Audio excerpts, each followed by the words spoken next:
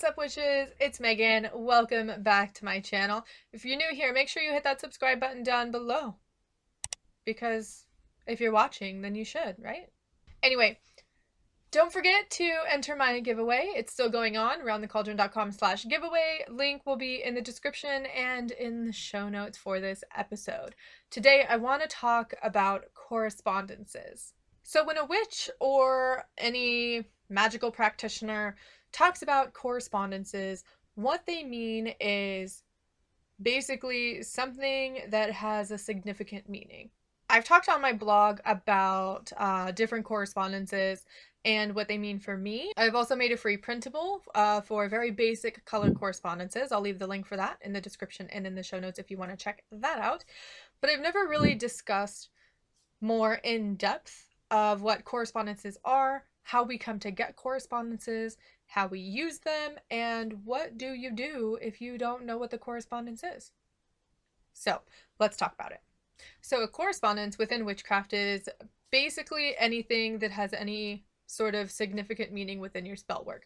This can be colors, ingredients, herbs, spices, crystals, days, moon phases, sun phases, astrology. Literally the list can go on and on and on. If you're new to witchcraft, I have a very good example of correspondences that can be used within witchcraft, but also people use it all the time and they don't even realize that they're using a correspondence, okay? So roses, red roses, correspond with love. When someone gives someone red roses, it's typically a sign that they love the other person, right? People do this all the time for anniversaries, Valentine's Day, just because, you know, that is a common correspondence that is used widely here in the United States. I'm not sure about elsewhere, but that is an example of a correspondence. And the same thing can be said for roses within witchcraft. Normally, within witchcraft, roses are corresponded with love. So where do correspondences come from? This is something that I struggled with really as a beginner witch, is where do they come from, who comes up with them, and why do they mean these specific things, right? I don't know about the roses. I don't know why roses have come to mean love, but there are a lot of other schools of thought when it comes to magical correspondences for different things like herbs, flowers, crystals, and colors.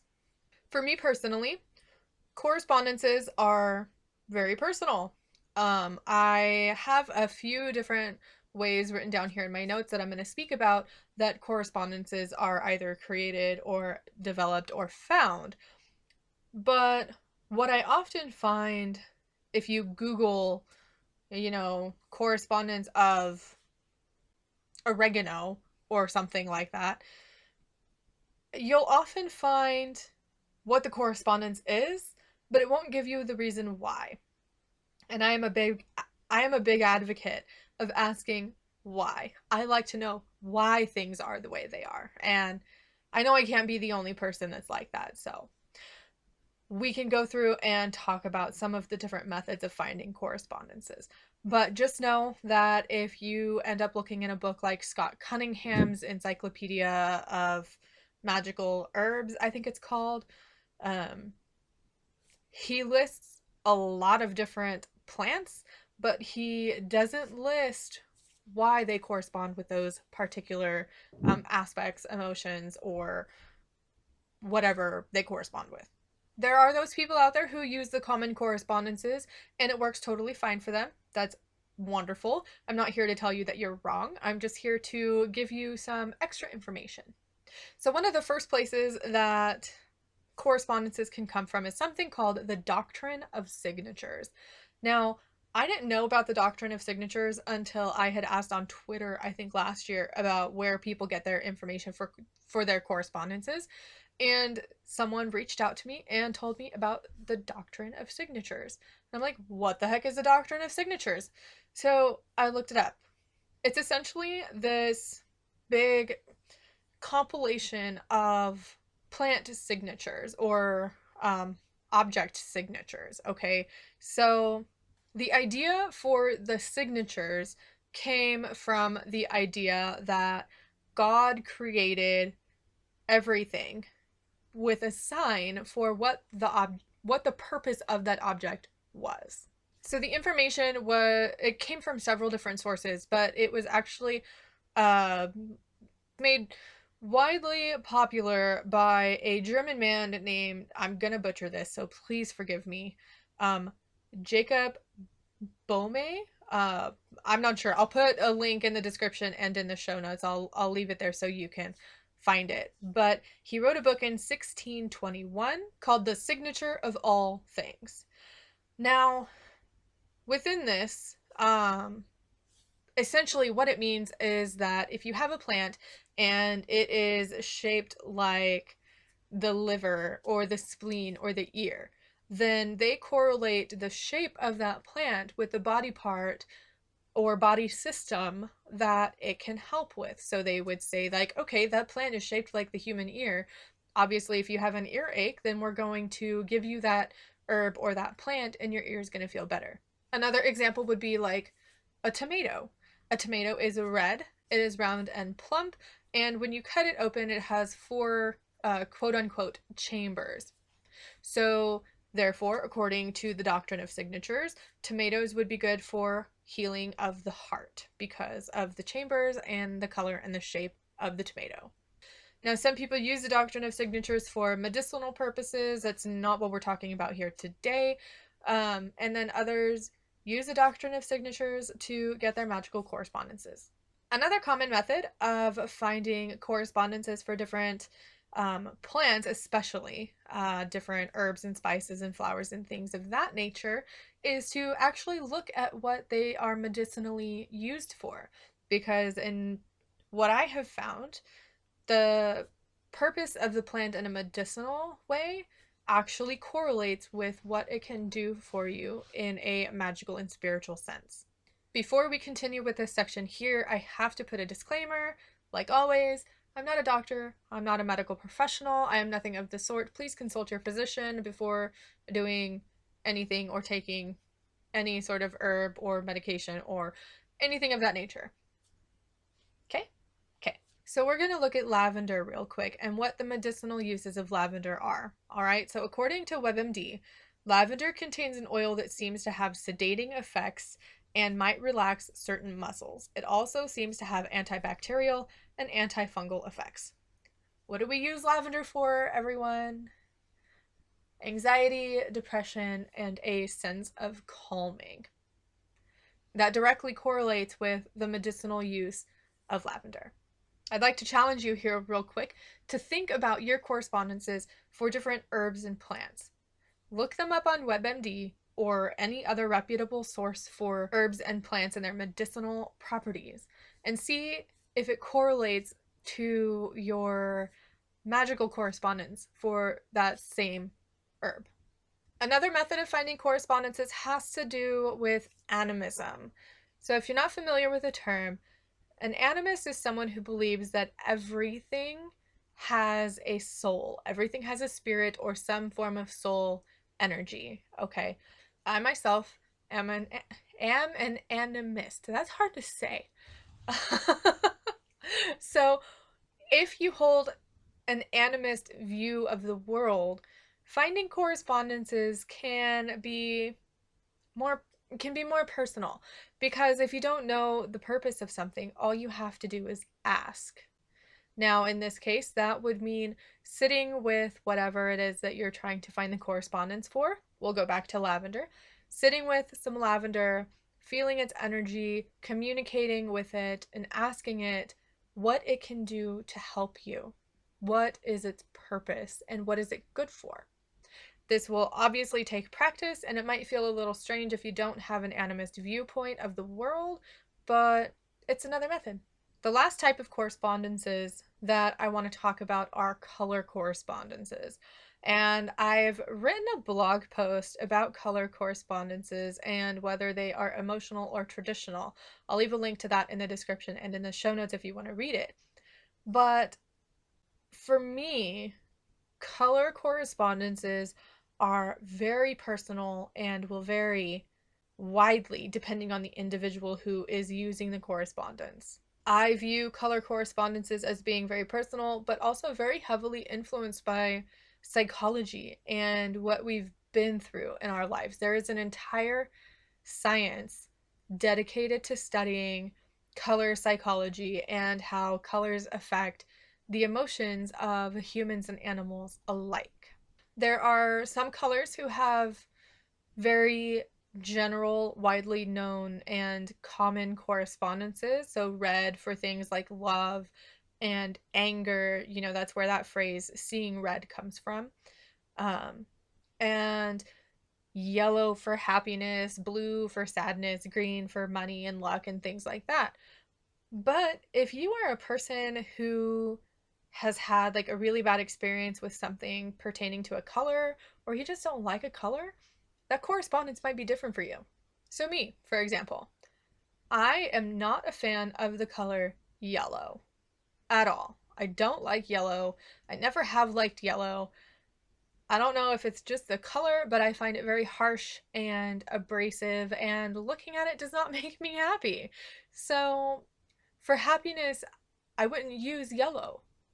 I would use like a soft blue or a soft pink. Those are colors for me that represent happiness. So just keep that in mind when you're looking at correspondences. And this is why for the printable that I made, it's very, very basic. I use red, orange, yellow, green, blue, purple, and pink. And the correspondences there are basic. It's meant to be like a starting point because I feel like correspondences for colors are heavily influenced by your own experiences and psychology. So please keep that in mind when you're looking at the correspondences of different colors. So in that case, what has correspondences? Basically anything. Um, Anything can have significant meaning in spell work. Candles, even down to what the candles are made from and how they're scented. Plants, as far as trees and herbs and flowers and all of those. Crystals, rocks, stones, colors, location. I mean, even the phases of the moon, the sun, the astrological signs, and where things are in the universe at a particular point in time, those all have correspondences. And when you do a spell, they don't have to be taken into account. Like every single one doesn't have to have specific meaning. It can, if you want to make sure that you're doing a spell at the um, right point of astrology, like, Cancer has to be somewhere or Scorpio has to be somewhere. I'm not an astrology person. I have like no idea. But if you want to make sure that you're casting a spell on the right day at the right time with the right ingredients and the right colors, that's fine. But correspondences are meant to be help for you to get you into the right headspace and to give you a boost depending on what it is that you're using. So, correspondences aren't something that is necessary in magic. They are helpful, yes, but it's not something that has to be taken into account for every single little detail of your spell work, unless that's the way you want to do things. If you want to use correspondences in your magic, you can look at the different colors of candles that you burn, what they are scented with, herbs that you burn or consume if it's safe to do so, different flowers that you press. We can even look at the poppet that I made as an example. I'll leave a link in the description and in the show notes. And for those watching on YouTube, I will also put it up here somewhere. But everything that I used to make that poppet, except for the stuffing, had a correspondence. The fabric was, one side was red, one side was pink and purple with hearts. And the thread that I used 3 different colors of thread: pink, black, and white. I didn't include any scents or herbs because the person that it was for has extremely sensitive skin and has a lot of allergies, but I made sure that I corresponded the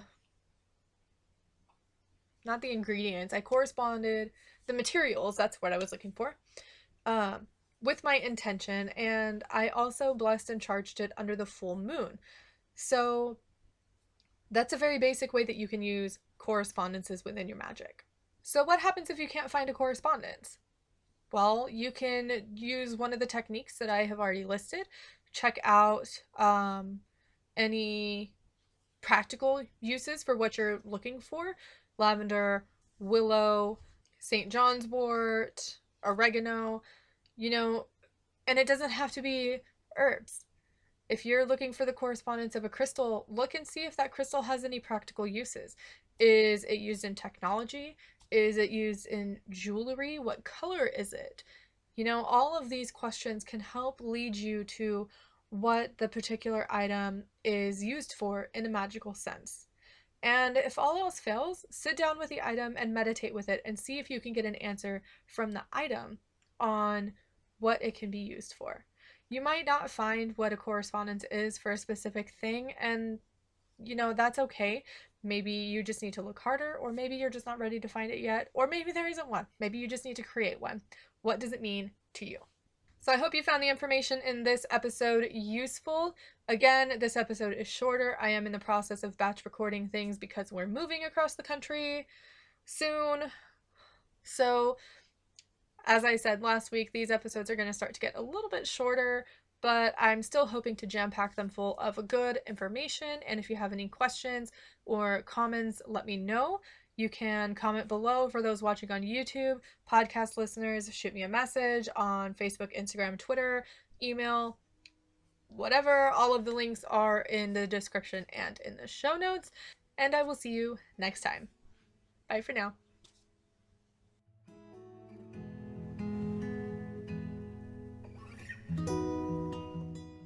As always, I'd like to thank my patrons over on Patreon. Thank you, Jess, and thank you, Rose at wiccanhomestead.com. If you'd like to help support the work that I do here at Round the Cauldron, you can go to patreon.com/roundthecauldron and help out for as little as $1 a month and get patron exclusive content. You can also help out by purchasing something from my shop. You can find that link in the description and in the show notes.